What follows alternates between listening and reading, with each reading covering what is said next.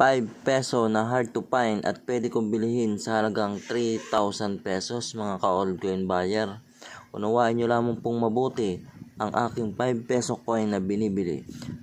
Magandang araw mga ka-old coin buyer. Patuloy nga po pala akong bumibili ng 5 peso BSP series na year 2006 at pwede ko nga po itong bilhin sa halagang 3,000 pesos bawat isa pong peraso.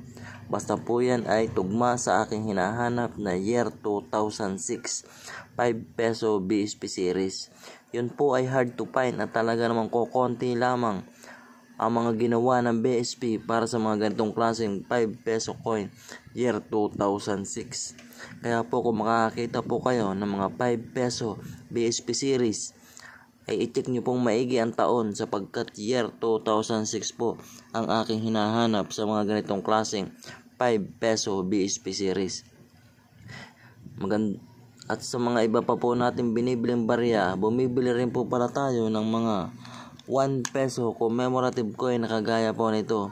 Ito po ay tinatawag na Asian 50 at ang isa nga po nito ay nagkakahalaga ng 300 hanggang 500 pesos. Basta po yan ay blister pack o brilliant uncirculated condition. Binibili po sa halagang 300 hanggang 500 pesos. Ang sumunod naman po natin binibili ay ito pong 10 peso BSP series na year 2007 at 2009. Hard to find din po ito at nagkakahalaga po ito sa halagang 2,000 hanggang 3,000 pesos. Depende po sa kondisyon ng hawak yung barya. Kapag po yan ay brilliant uncirculated condition, bibilin ko po yan sa halagang 2,000 hanggang 3,000 pesos. Kaya po, i-check nyo pong maigi ang mga taon na year 2007 at year 2009 sa 10 peso BSP series.